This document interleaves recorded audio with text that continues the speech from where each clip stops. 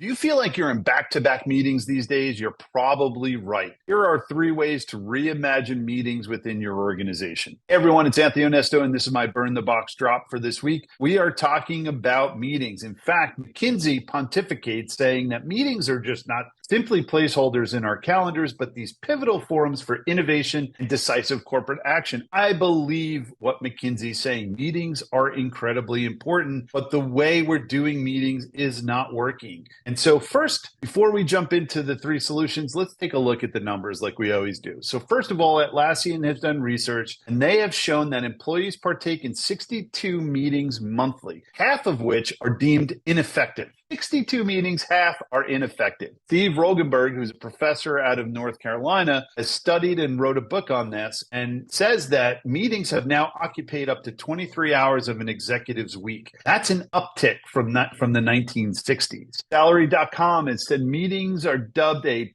top productivity impediment, and that's echoed by 47% of the workforce. Revio Labs, who's one of my favorite researchers, they underscore the link between an excess of meetings and the erosion of employee morale and company culture. And last but certainly not least, we actually ran a survey on Suzy, and we asked 250 US-based full and part-time employees what their most significant time thief was at work. And while most said my phone over there, the second was meetings. So how do we fix this? Well, we can go in a draconian way like Shopify did and remove all meetings. I don't think that's the answer. It's never one or the other. It's always in the middle. In fact, what I'm hearing, though this is not confirmed, that there's now no meeting theater where they're not putting meetings on the calendar for fear of retribution, but they're having secret meetings that likely would impress the most CIA agents out there. The way we did this at Suzy and the way I've been mandated to work on this, I thought of it in three different pillars. That's my thing. I love things in threes. First of all, what I wanted to do is reduce the amount of meetings. Yes, we're in too many meetings. So instead of just saying, hey, no meeting is valuable, which McKinsey would disagree with, I'm saying strategically reduce your meetings. First, look at the repetitive ones. By the way, in Stephen's book, The Science of Meetings, he showed that when people are surveyed about a meeting, everyone thinks the meeting was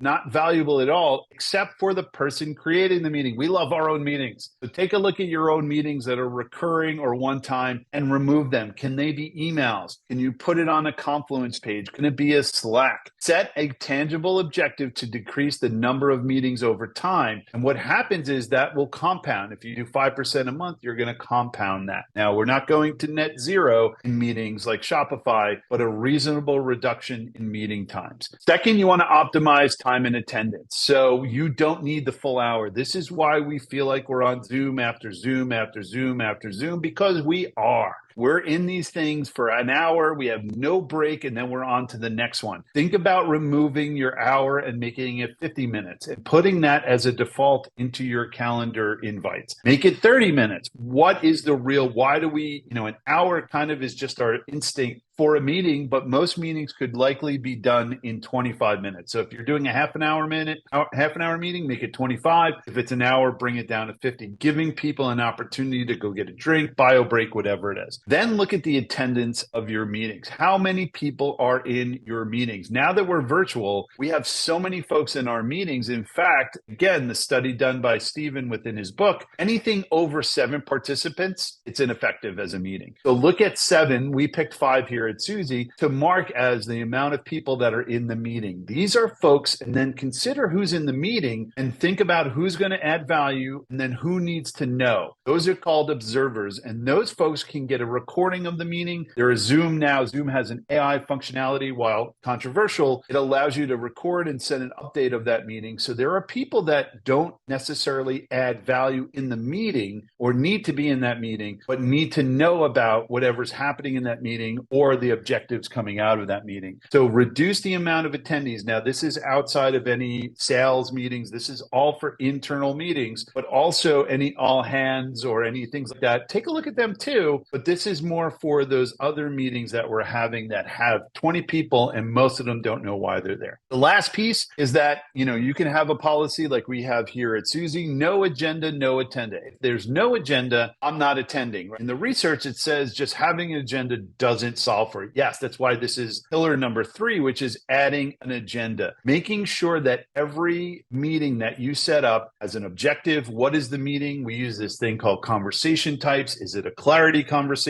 Put the agenda in there. What are you going to be talking about and how long? That's a little bit more difficult to really estimate the different length of these conversations, but try to do it. Who's attending and what is their role? You as the facilitator, you are the quarterback of the meeting, but there are other folks that are going to participate. What is their role? And then understand if you have more than 7, or in our case, 5 people, who are the ones that don't necessarily need to be there, but need to be observers. Put them as optional in your calendar invite. So then what you're doing is you're creating a meeting where you have action items, you have an objective, you have agenda items, you have facilitators in everyone's role. So you would create a greater value or ROI on your meeting if you pre-think all of these things before you send out that meeting. So we all know the benefits of reimagined meetings, right? You become more strategic. Every meeting has an ROI attached to it. Every meeting you're inviting people, you're spending the company's money. Imagine if we went out and said, I want to spend $100,000 on a meeting or a bunch of meetings and didn't put it through our normal PO processes. Right? This is a thing where we can increase productivity. You can increase innovation, all the things from a business result. You want to increase your revenue. You want to increase your customer stickiness. You want to increase all stakeholder value, reduce. Look at these 3 pillars. Again, quick reminder, strategic meeting reduction, optimize the time and attendance of those meetings, and then create more valuable meetings. This is in contradiction to Shopify, who believes that no meeting is valuable. I think, like McKinsey, meetings are a valuable part and create stakeholder value. So remember those 3 pillars. Let me know in the comments if you've tried this out and see how it works in your organization. We'll see you next time. That's my quick drop.